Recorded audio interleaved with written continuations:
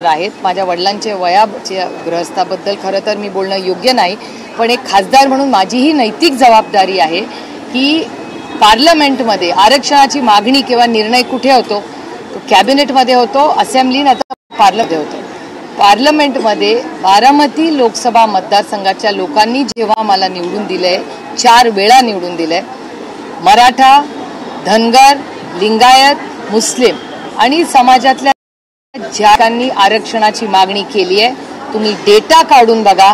मी फक्त press conferences मध्ये बोलत नाही आरक्षणाबद्दल, मी ऑन रेकॉर्ड या देशातली सगळ्यात उच्च जी आहे जागा हक्क मागण्याची, ती या देशाचं पार्लमेंट आहे। त्या पार्लमेंटमध्ये, त्या संसद भवनमध्ये मी धनगर, मराठा, लिंगायत, मुस्लिम ज्या ज्या समाजांच्या मागण्या आहेत त्या मांडलेल्या आहेत। आणि एक वेळा नाही, अनेक वेळा, म्हणजे अनेक वेळा भाषणाला मी उठले की अनेक समोरच्या बाकावरचे लोक म्हणतात आता ही परत तोच मुद्दा मांडणार। हा परत मुद्दा मांडायचा नाही, त्या समाजांना न्याय नाही मिळाला। आणि जर कुणालाही माझ्या भाषणांचा डेटा हवा असेल तर तो डेटा मी पूर्णपणे तुम्हाला देऊ शकते की किती वेळा मी स्वतः मराठा, धनगर, लिंगायत, मुस्लिम अनेक छोटे मोठे समाज आहेत ज्यांना काही वेगळ्या वेगळ्या मागण्या आहेत। ह्या महाराष्ट्रातून सगळ्यात जास्त आरक्षणवर भाषण करणारं कोण असेल तर त्या व्यक्तीचं नाव सुप्रिया सुळे। आणि मी हे डेटा ड्रिव्हन तुम्हाला सांगते आणि तो सगळा डेटा माझ्या मोबाईलमध्ये, माझ्या सगळ्या सोशल मीडिया प्लॅटफॉर्म्सवर आहे। कुणालाही तो हवा असेल तर मी पारदर्शकपणे तुम्हाला मांडीन। आणि त्यातूनही कुणाला अजून काही ऑब्जेक्शन्स असतील तर तुम्ही म्हणाल ती जागा, तुम्ही म्हणाल ती वेळ, कोणाही व्यक्तीबद्दल मी कुठल्याही व्यक्तीला कधीही या विषयावर मी चर्चा करायला माझी पूर्ण तयारी। परंतु एकूणच ओबीसी आरक्षणावर काय आपल्या पक्षाचं म्हणणं आहे? कारण मराठा समाजाला आरक्षण मिळतं त्यावर तुम्ही बोलता असं म्हणतात, पण ओबीसीबद्दल तुम्ही बोलत नाही असं ते म्हणाले आजच्या। आता भुजबळ साहेब असं का म्हणले मला माहिती नाही, कदाचित त्यांनी माझे व्हिडिओज पाहिले नसतील। आणि मी पार्लमेंटमध्ये बोलले, इथे तिथे नाही, मी नुसत्या प्रेस कॉन्फरन्सेसमध्ये बोललेले नाही, मी ऑन रेकॉर्ड पार्लमेंटमध्ये बोलले। आणि ह्या देशात सगळ्यात मोठे निर्णय जे होतात ते अजून तरी पार्लमेंटमध्येच होतात। त्याच्यामुळे त्या पार्लमेंटमध्ये मी आरक्षणाबद्दल सविस्तरपणे म्हणजे मी की ह्याच भुजबळ साहेबांनी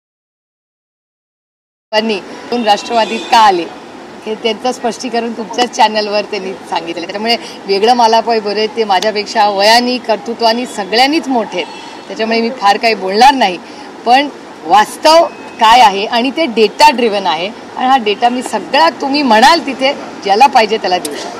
2 सप्टेंबरला हैदराबाद गॅझेटनुसार आरक्षण दिलं जाईल हा जो मुद्दा आलेला आहे, राज्य शासनानं जो GR काढला आहे त्यानंतर सगळ्या समाजांचं असं म्हणणं आहे, वेगवेगळ्या समाजाची लोक आंदोलन करतात। ओबीसी समाजाचं म्हणणं आहे की ते लागू करू नये, त्यामुळे आमच्या आरक्षणाला धक्का लागेल। तिकडे बंजारा समाज म्हणत आहे की आम्हाला हैदराबाद गॅझेटनुसार STमध्ये आरक्षण मिळालं पाहिजे। वंजारी समाजाचे लोक, मुंडे साहेब, धनंजय मुंडे यांनी असं वक्तव्य केलं आहे की बंजारा आणि वंजारी एकच आहे। कुठेतरी 2 तारखेच्या GR नंतर एक संपूर्ण समाजातल्या आरक्षणाचा मुद्दा हा ढवळून निघालेला आहे। काय नेमकं चाललंय हे? ह्याचं उत्तर मी नाही तुम्हाला देऊ शकत। याचं उत्तर तुमच्यासारखी, मीही एक महाराष्ट्राची लोकप्रतिनिधी आहे, पण त्याच्या आधी मीही एक नागरिक देखील।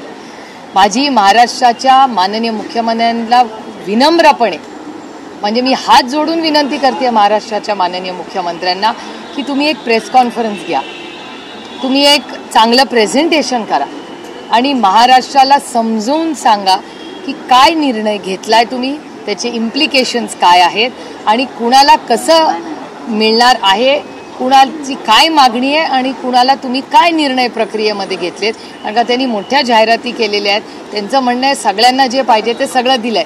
मग एकीकडे जर सगळं तुम्ही दिलंय आणि लोक एवढे समाधानी आहेत तर मग ती जाहिरात एक तरफ आणि होणारी आंदोलन एक तरफ। काल तर तुमच्याच चॅनलवर मी पाहिलं 3 ठिकाणी घोषणा दिल्या गेल्या, कुणाची गाडी अडवली गेली, कोणी आत्मधन करून घेतलं। ह्या सगळ्या गोष्टी अस्वस्थ करणाऱ्या नाही आहेत आणि ह्याचं उत्तर राज्यकर्त्यांनी द्यावं लागेल, कारण का निर्णय त्यांनी घेतला।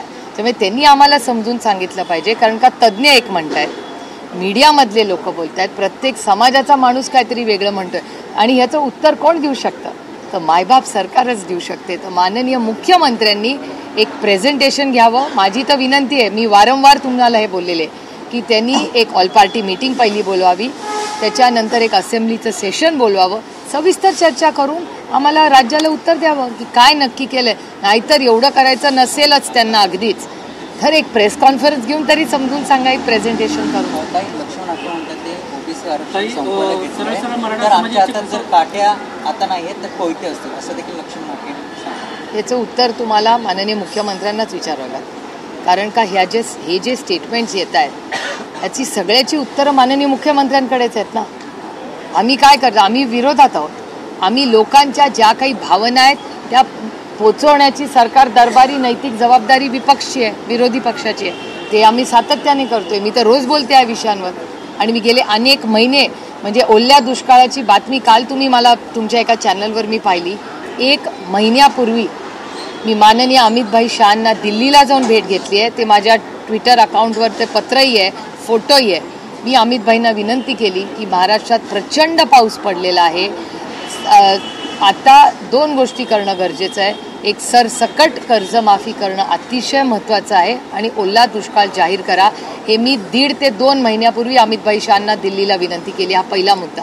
आणि म्हणजे जसा हा मुद्दा आहे तसाच आरक्षणाच्या बाबतीत सातत्याने मी विनंती करते आणि हे आंदोलन व्हायच्या आधी पण मी बोललेले.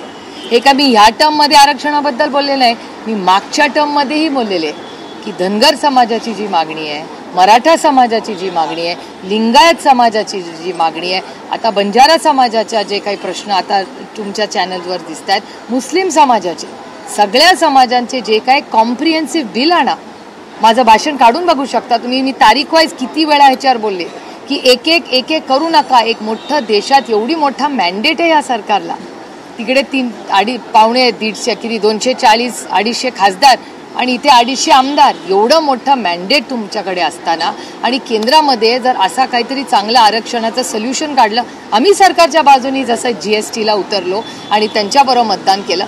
आम्ही आरक्षणासाठी करू त्यांच्याबरोबर, पण त्यांनी पीस बाय पीस आणून उपयोग नाही. मग कधी झारखंडसाठी आणलं, आम्ही स्वागत केलं. कधी गोव्यासाठी आणलं, आम्ही स्वागत केलं. कधी उत्तराखंडसाठी आणलं, आम्ही स्वागतच केलं ना. आम्ही कधी विरोध केला? तर तुम्ही महाराष्ट्रासाठी आणि भारतासाठी एक कॉम्प्रिहेन्सिव्ह लेजिस्लेशन का नाही आणत? त्याच्यावर चर्चा करू. 1 दिवस नाही, 24 तास चर्चा करू आणि एक मोठा धोरणात्मक निर्णय, क्रांतिकारी निर्णय घेऊ दे सरकारला. आम्ही पुरी ताकदीने सरकार बरोबर आहोत. लागू केला अशा पद्धतीची सरकारकडून घोषणा करण्यात आली. प्रत्यक्षात मात्र आज जर आपण पाहिलं, आज प्रमाणपत्र वाटपाला सुरुवात झाली. राज्यात केवळ 5 ते 10 प्रमाणपत्र वाटप करण्यात आलेले आहेत. याचाच अर्थ मराठा समाजाची फसवणूक झाली असं वाटत नाही का? कारण तेव्हा तयारचे नाही तर हे सगळे जुन्या प्रक्रियेमध्ये जे प्रमाणपत्र होतं त्यांचं वाटप करण्यात आलं. खरं तर तुमच्या चॅनलवर विनोद पाटलांची एक केस आहे आणि तुम्ही आत्ता जे बोलताय ते ज्या दिवशी GR आला त्या दिवशीच विनोद पाटील हेच तुमच्याच चॅनलवर बोललेले आहेत संभाजीनगरमधून. आणि तेव्हाच कन्फ्युजन वाढायला लागलं की सरकार आणि माननीय मुख्यमंत्री एक म्हणतायत आणि विनोद पाटील दुसरं काहीतरी म्हणतायत, भुजबळ साहेब आणि काहीतरी. त्याच्यामुळे इतकं कन्फ्युजन झालेलं की नक्की इम्प्लिमेंटेशन काय होणार, कसं होणार. जोपर्यंत आणि माननीय मुख्यमंत्री आहेत या राज्याचे, माननीय मुख्यमंत्र्यांनीच सांगायचा अधिकार आहे की नक्की GR काय आहे, त्याचं इम्प्लिमेंटेशन कसं होईल आणि त्याचा फायदा किती लोकांना होईल. राहुल गांधींनी पत्रकार परिषद घेतली. सॉफ्टवेअरचा वापर करत हजारो मतदार हे यादीतून हटवला आणि त्यासाठी जो मोबाईल नंबर वापरण्यात आला तो कर्नाटकाचा. हो, मी ती सगळी प्रेस कॉन्फरन्स पाहिली राहुलजींची. एक गोष्ट आपण सगळ्यांनीच मान्य केली पाहिजे की हा सगळी जी माहिती डेटा ड्रिव्हन आहे. म्हणजे हे नेहमीप्रमाणेचे आमच्यावर जसे खोटे नाटे आरोप केले जातात ते आपले इलेक्शनमध्ये आरोप येतात आणि मग ते गायब होतात. आणि ज्यांच्यावरती इलेक्शनवर सिरियस होतं आणि ज्यांच्यावर ED CBI वगैरे होते ते वॉशिंग मशीनचा एक ऑप्शन असतो. त्यामुळे हे 2 ऑप्शन्स या राज्यात आणि देशात आपण सगळ्यांनी गेल्या 11 वर्षात पाहिलेत. ही एक बाजू. दुसरी बाजू अशी की हे नवीनच झालेलं आहे. आपण सगळ्यांनी जर कोल्हापूरमधून आदरणीय पवारसाहेबांनी केलेलं जे स्टेटमेंट आहे हे तुमच्या सगळ्यांनी आज सकाळी दाखवलं, ह्याबद्दल मी तुमचे मनापासून आभार मानते. पण त्याच्यात पवारसाहेबांनी 2 अतिशय महत्त्वाच्या गोष्टी बोललेल्या आहेत. एक ते म्हणलेले आहेत की ह्या सगळ्यामध्ये इलेक्शन कमिशननी ह्याच्यात इंटरव्हेन्शन केलं पाहिजे आणि लोकांमध्ये आत्मविश्वास वाढवला पाहिजे की हे प्रॉब्लेमॅटिक झालं असेल तर ते करेक्ट करा. त्यामुळे हा जो संशय सर्वसामान्य मायबाप जनतेच्या मनात आलेला आहे त्याला कुठेतरी इलेक्शन कमिशननी जबाबदारीने उत्तर दिलं पाहिजे. हा पहिला मुद्दा त्यांनी मांडला. आणि दुसरा, ते सातत्याने नाशिकलाही पवारसाहेब हेच म्हणले आणि कालही कोल्हापूरला आज सकाळी तुमच्या चॅनलवर मी त्यांची प्रेस पाहिली, त्यात पण तेच म्हणले की आज कुठेतरी महाराष्ट्रामध्ये अस्वस्थता आहे. आपण सगळ्यांनी एकत्र मिळून तो जो महाराष्ट्रात कटुता निर्माण होतीये ती कुठेतरी आपण सगळ्यांनी मिळून त्याच्यात मार्ग काढला पाहिजे. पहिल्या दिवसापासून आमची सहकार्याची भूमिका आहे. आमची सगळी भाषणं काढून बघा. मी सातत्याने माननीय मुख्यमंत्र्यांना गेले अनेक आठवडे विनंती करते की तुम्ही एक ऑल पार्टी मीटिंग बोलवा, तुम्ही असेंब्लीचं सेशन घ्या आणि नुसत्या आरक्षणा महाराष्ट्राच्या आर्थिक परिस्थितीवरही घ्या, कारण का तीही चिंताजनक आहे. म्हणजे एकीकडे शेतकरी प्रचंड अडचणीत आहे. ओला दुष्काळ जाहीर झालाच पाहिजे, सरसकट कर्जमाफी झालीच पाहिजे. त्याबरोबर आरक्षणात नक्की काय तुम्ही निर्णय घेतलेत ह्याची माहिती तमाम महाराष्ट्रातल्या मायबाप जनतेला कळलीच पाहिजे. आणि तिसरी, महाराष्ट्रातली आर्थिक परिस्थिती ही अतिशय गंभीर आहे. हे मी म्हणत नाही आहे, वर्तमानपत्रात आलेला सगळा डेटा आणि चॅनलचा सगळा डेटा म्हणतो. त्याच्यामुळे हे तीन खूप मोठी आव्हानं आज राज्याच्या समोर आहे. पुण्याच्या सुरक्षेचा मुद्दा जो होता त्याला समोर येतोय. सर्वसामान्य माणूस रस्त्यावर चालला होता, बाजूला गाडी घे म्हटल्यानंतर एका पुण्याची पोहोचू शकले नाहीत. 100 मीटर अंतरावर पोलीस स्टेशन होतं. एकंदरीत पुणे जिल्ह्याच्या कायदा आणि सुव्यवस्थेचा प्रश्न सातत्यानं समोर येतो. तुमच्या प्रश्नातच माझं उत्तर आहे. मी विरोधक म्हणून उगाच टीका करत बसत नाही, पण माझ्या राज्याचं नाव अशा वेळेस खराब होतं जेव्हा एखादी अशी घटना होते, देशामध्ये बातमी जाते. आणि ही गोष्ट खरी आहे की लोक विश्वासाच्या नात्याने देशातून मुलं शिक्षणासाठी तुमच्या आणि माझ्या पुण्यात पाठवतात. शिक्षणाचं माहेर घर म्हणून पुण्याची ओळख आहे. आणि आपल्या सगळ्यांवर झालेले संस्कार आहेत की वाघिणीचं दूध म्हणजे शिक्षण आहे. जे एकीकडे आपण छत्रपतींचं नाव घेतो, शाहू फुले आंबेडकरांचं नाव घेऊन हे सरकार चालवतात आणि एकीकडे न स्कॉलरशिपचे पैसे ते मुलांना देत आहेत, न सुरक्षितता पुण्यासारख्या शहरात. आणि हा डेटा माझा नाही, हा डेटा तुमचा आणि भारत सरकारचा आहे. भारत सरकारचा डेटा सांगतो की महाराष्ट्रात क्राईम वाढलेला आहे. हा माझा डेटा नाही. आणि त्यांच्याच विचाराचं सरकार महाराष्ट्रात आणि दिल्लीत आहे. त्यामुळे त्यांचा स्वतःचा डेटा सांगतो की महाराष्ट्रात क्राईम वाढलेला आहे आणि पुणे जिल्ह्यात तो वाढलेला आहे. हा आरोप नाही आहे, हे डेटा ड्रिव्हन माहिती मी तुम्हाला देते. मराठी झालं का सगळं? ताई, शहाडमध्ये सुद्धा जे आहे ते शिंदे आणि भाजपच्या गटामध्ये राडा पाहायला मिळाला. निवडणुकीच्या तोंडावरती म्हणजे महायुतीच्या कार्यकर्त्यांमध्ये हा राडा पाहायला मिळतो. एक तर बघ, मला तो शब्दच ऑब्जेक्शनल आहे. एकतर म्हणजे मी तो शब्द वापरतच नाही एकतर. आणि माझी सगळ्या माध्यमांना विनंती आहे, म्हणजे हा एक थोडासा वेगळा विषय की तुम्हीही शब्द जेव्हा चॅनल्सवर लावताना तेव्हा थोडासा विचार करून लावा, अशी एक आई म्हणून माझी विनम्र विनंती आहे. माझी भाषा ही फक्त दूरदर्शन आणि times of India, Maharashtra times, Loksatta वाचून माझी सुधारली. आमच्यावर असे संस्कार झाले की वाचन करा म्हणजे भाषा चांगली येते. त्यामुळे माझी विनंती आहे की तुम्ही त्याला भांडण म्हणा, मतभेद म्हणा, माझी ही विनंती एक आई म्हणून आहे, लोकप्रतिनिधी म्हणून फक्त नाही.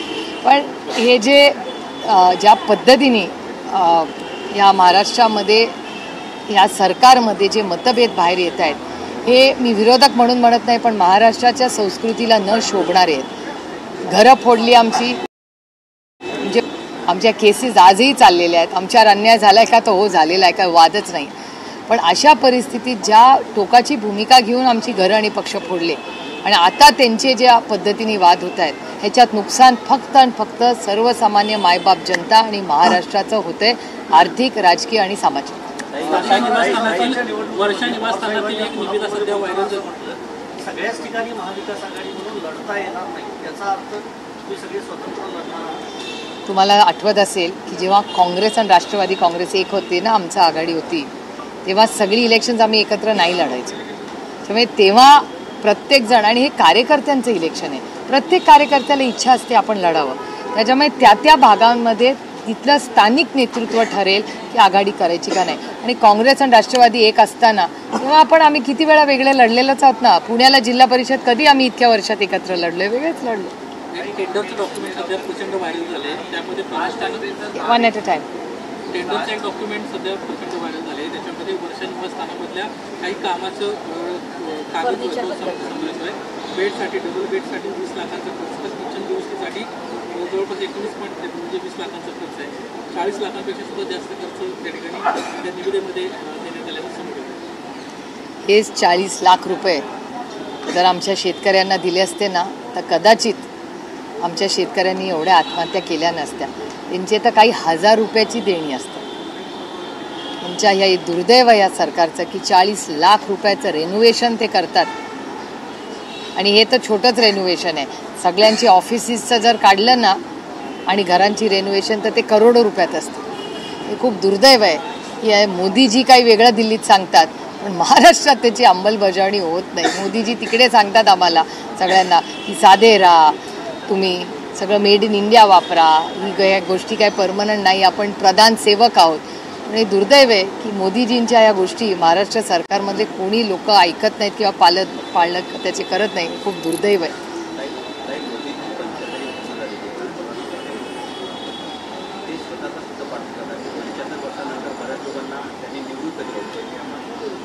त्याचं उत्तर येणार आहेत 30 तारखेला. विचारा, 30 तारखेला माझ्याच मतदारसंघात येणार आहेत. संजय राऊतांनी काही दिवसांपूर्वी एक स्टेटमेंट दिलं होतं की राज ठाकरे जर महाविकास आघाडीत येत असतील तर पवार कुटुंबियांचा विरोध असेल. आपली भूमिका काय? राज ठाकरे महाविकास आघाडीत आले तर स्वागत असेल? नाही, ते राऊत साहेबांची चर्चा कदाचित पवार साहेबांवर झाली असेल. पण मला असं वाटतं आता कोण कुठल्या आघाडीत कसं जाईल, पहिले इलेक्शन तर लागू द्या. आधी दिवाळी वगैरेपर्यंत लागत होतं. आता पुढच्या वर्षी कधी, म्हणजे संक्रांतीनंतर का गुढीपाडव्यानंतर का पुढच्या रक्षाबंधन नंतर?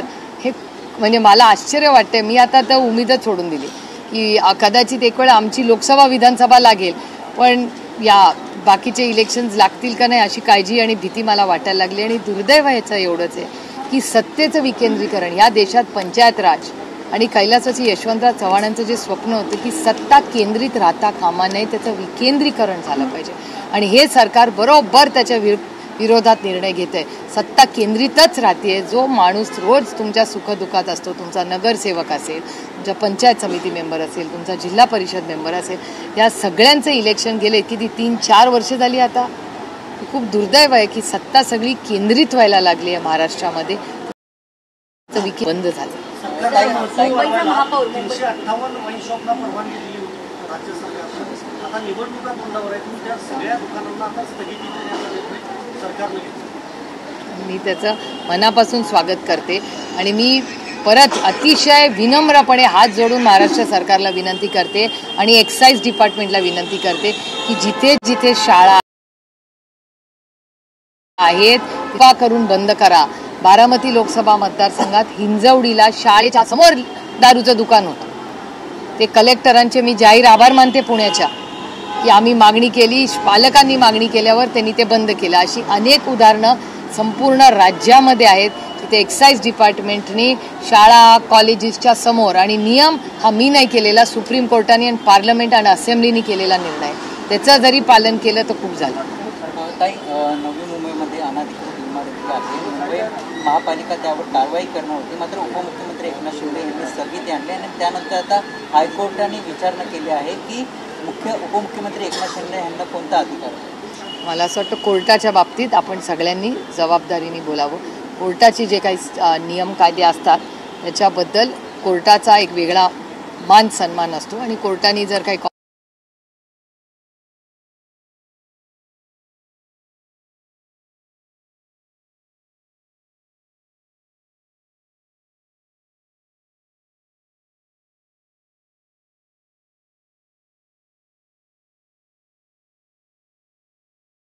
पेपरला बसते परीक्षेला, तर मी मेरिटमध्ये येऊन पहिलीच येते ना. प्रत्येकाला आपल्याला वाटतं तुम्ही पेपर आठवत नाही का कॉलेजचे दिवस, मग घरी आल्यावर आई विचारी पेपर कसा गेला, तर बेस्ट किती मार्क पडणार, फुल मी तर बेस्ट सोडवला आहे, 100 पैकी 100च मिळायला पाहिजे.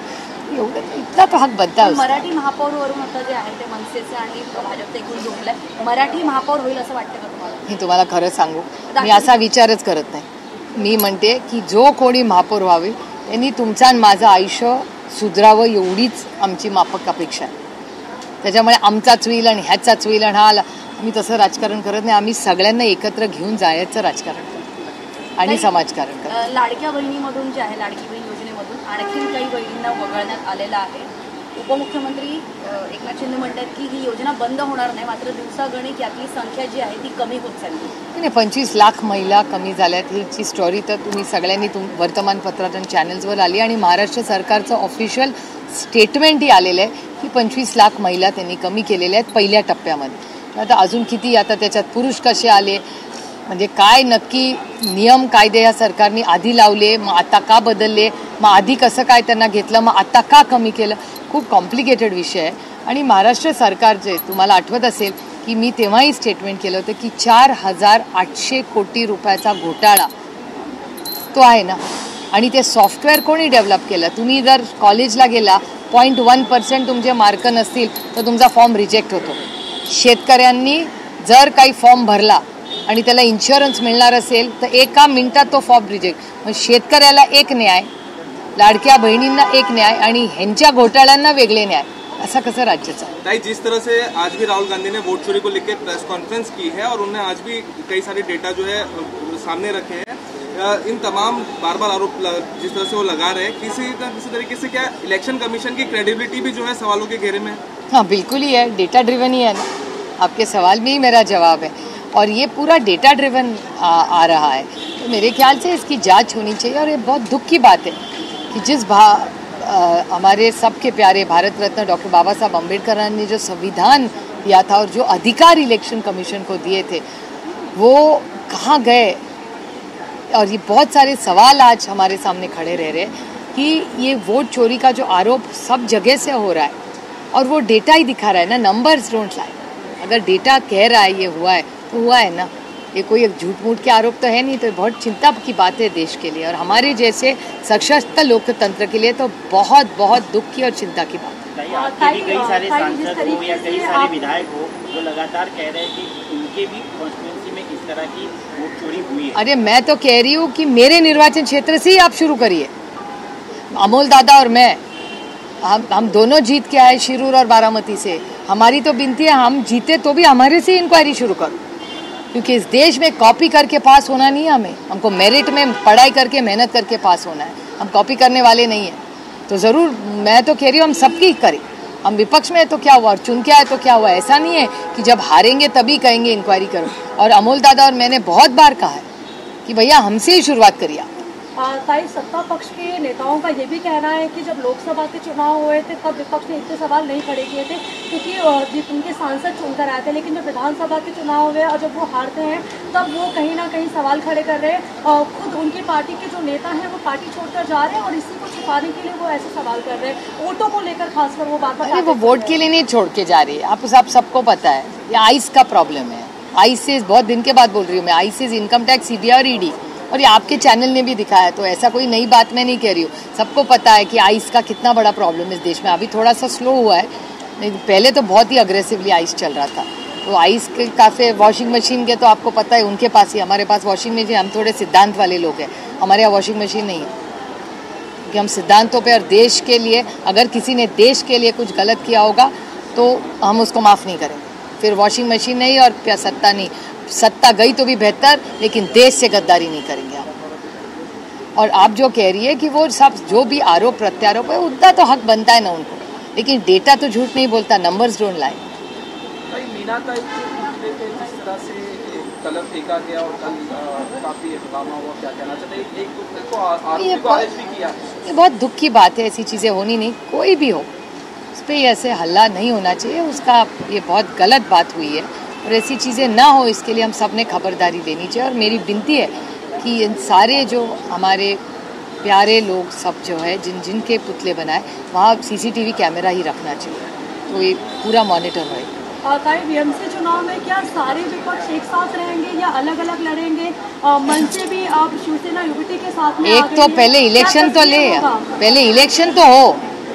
इलेक्शन हो तो बात करेंगे ना. इलेक्शन का ना आता है ना पता है. मैम, महाराष्ट्र में अगर बात करें तो खेती किसानी एक ऐसा विषय है जिसको लेकर के सरकारें या नेता जो है वो बहुत कम बात करते हैं. इसके बारे में किसानों को लेकर कम बात करते हैं हम. सरकारें सरकार कम बात करती है। कम बात करते हैं। इन सबके बीच महाराष्ट्र में जो सुसाइड का आंकड़ा है वो बढ़ते जा रहा है और इस बार जो खबर आई है वो संभाजी नगर से है, जहां पर एक किसान ने सरकारी प्रेशर के वजह से, सरकारी बाबुओं के प्रेशर के वजह से जो है वो सुसाइड कर दिया है। इन सारी घटनाओं को कैसे देखती हैं आप? क्या सरकार राज्य के किसानों के प्रति असंवेदनशील हो गई है? हाँ बिल्कुल, ये सरकार असंवेदनशील है ही। तो न किसानों के बारे में है, बच्चों के बारे में है, शिक्षा के बारे में है, आरोग्य सेवा के बारे में है। आपने देखा जल जीवन मिशन का भी इश्यू के लिए असंवेदनशील है और हमारे टीचर्स ने भी सुसाइड किए उसी मराठवाड़ा से जिसका आप उल्लेख कर रहे हैं आज। तो मेरे ख्याल से ये सरकार सिर्फ घर तोड़ो, पार्टी तोड़ो और कुछ भी करके सत्ता में आए और बड़े बड़े कॉन्ट्रैक्ट प्रोजेक्ट्स ही करें, इतना ही काम ये सरकार करती है। ये बहुत दुख की बात है कि बड़ा असंवेदनशील ये महाराष्ट्र की सरकार है और इन्होंने कहा था कि किसानों का ऋण माफ़ करेंगे जब सत्ता में आएंगे। सत्ता में आके अब 1 साल होने आया, कौन सा ऋण इन्होंने माफ़ किया है कि कौन से किसान को न्याय दिया? और इसी कैबिनेट के एक मंत्री है मकरंद आबा पाटिल, उनका ही स्टेटमेंट है असेंबली में कि जनवरी से अभी तक हर 3 घंटे महाराष्ट्र में हर 3 घंटे एक किसान आत्महत्या करता है। ये बहुत दुख की बात है और इसीलिए हम बड़ी विनम्रता से, आप नासिक शायद नहीं देखी हमारी स्टोरी, नासिक में सबसे बड़ा आंदोलन हमने खड़ा किया है। ये राजनीति की बात नहीं है, इंसानियत की बात है। जो आप और मेरे अनाज बोता है, इतनी मेहनत करता है, उसके लिए न्याय देना ये हम सब की जिम्मेदारी है। और जिस तरह से ना किसानों को भाव मिल रहा है, ना दूध का हो रहा है, ना प्याज का, आप देख रहे क्या हो रहा है। तो इसमें पूरा जो किसान है वो बहुत बहुत ऐसी जगह पे आज खड़ा है, इसीलिए वो शायद इस तरह से जो आत्महत्या हो रही है, जो बढ़ रही है, उसका एक ही हल है कि इनकी पूरी उनका ऋण माफ़ किया जाए और नए तरीके से उनको ऋण दिया जाए। I'll give the reply. This government is absolutely insensitive. It has completely failed in several policies, including agriculture. The minister in the government, Mr. Makarand Abba Patil himself has made a statement in the assembly that since January, every 3 hours there is a suicide committed by farmers. And in Maharashtra, there's complete mismanagement. There is not only farmer suicides, but even people working for Jal Jeevan Mission have committed suicide, as well as there are even teachers who are not getting salaries on time have committed suicide. And if you go through the documents of Maharashtra's budget, Maharashtra government themselves admit that they are not following the FRBM Act completely, and they are absolutely debt-ridden. And if things continue like this, the entire economy of the state will collapse. I have urged the Honorable Chief Minister of Maharashtra several times to call the all-party meeting, discuss, get experts on board and resolve this issue of the financial crisis that Maharashtra is going through. Congress K leader हैं KS Alagiri, उन्होंने कहा है कि अगर कंगना रनावत तमिलनाडु में आती है तो उनको झापड़ मारना चाहिए, इस तरह का बयान दिया। मैंने नहीं सुना है, I have not heard such a statement. Ma'am, अगर देश की राजनीति की बात करें, इसके विपरीत कई सारे राज्यों में चुनाव भी है, बिहार है और बाकी अन्य राज्यों, महाराष्ट्र में भी BMC और तमाम स्थानीय स्वराज संस्थाओं के चुनाव है। लेकिन इन सबके बीच में असम BJP का एक ट्वीट आया है जिसमें वो ये कहते हैं कि अगर भारतीय जनता पार्टी को मतदान नहीं किया गया तो असम जो है वो मुस्लिम राज्य की तरह स्थापित हो जाएगा, बीफ खिलाया जाएगा लोगों को, सभी जगह मुसलमान कर दिए जाएंगे। इस प्रकार का campaigning, you think that it is a kind of a polarization? Not at all. This is against the Constitution of India. It's very shameful. If I haven't seen it, but if you say BJP is doing it, it's a very sad day for a vibrant democracy of ours and a country which talks in unity and diversity. This is not what Mahatma Gandhi ji fought for or our forefathers fought for. We fought for a united India and we are very proud Indians. If what you are saying is true, it's very, very unfortunate and I condemn any such statement. इसी सवाल को थोड़ा आगे बढ़ाएंगे। अमित साटम जो अभी नए भाजपा मुंबई अध्यक्ष है, उन्होंने भी इसी तरह का बयान बीते 2 दिन पहले दिया। उन्होंने कहा कि अगर युवाटा और बाकी विपक्षी पार्टियों के हाथ में सरकार जाएगी तो कोई खान जो है मुंबई का मेयर बनेगा। मैंने सुना नहीं है, I can't comment.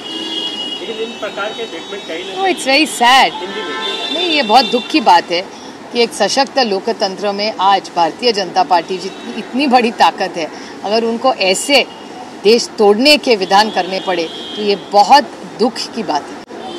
ताई मराठीमध्ये फक्त एवढं की मीनाताई ठाकरे यांच्या मुलाचं जे काही अपमान जी काय झाली गोष्ट ही अतिशय दुर्दैवी आहे। मी स्वतःही त्याच्याबद्दल ट्विटही केलेलं आहे, माहितीही घेतलेली आहे। मला असं वाटतं ह्या सगळ्या आपल्या श्रद्धेची स्थान असतात, तिथे तातडीने BMCनी कॅमेरे लावले पाहिजेत आणि तिथली सुरक्षितता किंवा तिथे एक जाग तरी ठेवली पाहिजे, म्हणजे अशा काही गोष्टी होणार नाहीत। कारण का हे सगळ्या गोष्टी श्रद्धेच्या असतात, त्यामुळे त्याचा कोणीही त्याचा अपमान करू नये अशी माझी विनम्र विनंती आहे। ताई आखरी सवाल ताई नाही, मराठी जाऊन या याच्यामध्ये महाराष्ट्रातले अटक करण्यात आली एका आरोपीला आणि त्याचं म्हणणं आहे की संपत्तीच्या म्हणजे उद्धव ठाकरे यांचा जो कार्यकर्ता त्यांचा चुलत भाऊ आहे आणि चुलत भाऊ आहे आणि संपत्तीच्या वादातून हे कृत्य करतात। माहिती नाही, या आत्ता तर बातमी येते ती खरं खोटं कोणाला माहिती। पोलिसला स्टेटमेंट करू दे ना, मग बघू काय करायचं। मराठीमध्ये डॉक्टरांकडनं आज जो आहे महाराष्ट्रातले डॉक्टर्स जे आहेत ते संपावरती गेलेले आहेत, कसं बघतं की एकतर माझी डॉक्टरांना विनम्र विनंती आहे की त्याच्यात सरकारचा निर्णय, माझी खूप विनम्र विनंती आहे डॉक्टरांना की तुम्ही प्लीज पेशंट्सला वेटीस धरू नका, कारण त्याच्यात त्या पेशंटची बिचाराची काय चूक। महाराष्ट्राचं सरकारचं धोरण जर काही तुम्हाला बदलून हवं असेल तर तुम्ही प्लीज आमच्या पेशंट्सला वेटीस धरू नका, तुम्ही सरकारला जाब विचार। आणि महाराष्ट्र सरकारने सगळ्यांना एकत्र घेऊन, दुर्दैव आहे की या सरकारचं फक्त आउटगोईंग चालू असतं, इनकमिंग बंदच असतं। समाजातले सगळेच घटक या सरकारवर नाराज आहेत, ह्याचा अर्थ काहीतरी चुकतंय। ताई हिंदी में यही सवाल करना चाहूँगी क्योंकि आज महाराष्ट्र के अलग अलग हिस्सों मैं बड़ी विनम्रता से हर डॉक्टर जो आज आंदोलन करना है उनको बड़ी विनम्रता से विनती करना चाहती हूँ कि इसमें पेशेंट की कोई गलती नहीं। हम डॉक्टर को भगवान मानने वाले लोग हैं और ये गलती बेचारे पेशेंट की है ही नहीं। ये गलती अगर की होगी तो वो सरकार की होगी। तो मैं इस असंवेदनशील सरकार को विनती करती हूँ कि आप सब इन डॉक्टरों से बात करें। कोई डॉक्टर के पास जाए तो पहले डॉक्टर से बात करने, अगर डॉक्टर्स आंदोलन करने हैं तो सरकार की जिम्मेदारी नहीं है कि वो डॉक्टरों को जाके पूछे कि आप क्यों आंदोलन कर रहे हैं, पेशेंट्स का क्या हाल हुआ है। तो ये जो इनकन्वीनियंस आज पेशेंट्स को हो रहा है उसके लिए जिम्मेदार सिर्फ और सिर्फ महाराष्ट्र की असंवेदनशील सरकार है। मैम, मराठा आरक्षण को लेकर एक GR निकाला गया, उसको लेकर के काफी कंफ्यूजन हो रहा है और कहीं ना कहीं आरोप और प्रत्यारोप भी हो रहा है। आपने कहा कि CM को प्रेस कॉन्फ्रेंस एब्सोल्युटली, हाँ, तो प्रेस कॉन्फ्रेंस महाराष्ट्र के माननीय मुख्यमंत्री ने एक ऑल पार्टी मीटिंग बुलानी चाहिए। मैं तो 100 बार ये बोल चुकी हूँ कि आप ऑल पार्टी मीटिंग बुलाइए, आप एक असेंबली का सेशन लीजिए और एक प्रेस कॉन्फ्रेंस करवाइए, एक अच्छा सा प्रेजेंटेशन दिखा दीजिए, तो पता तो चले इस देश को किसको क्या मिला है। इतना कंफ्यूजिंग हो रहा है सब जगह, तो पता ही नहीं चल रहा है किसको मिल रहा है नहीं मिल रहा है। तो महाराष्ट्र के मुख्यमंत्री ने सीधी बात करनी चाहिए इस राज्य से। Okay, thank you. आता का चला, थैंक यू।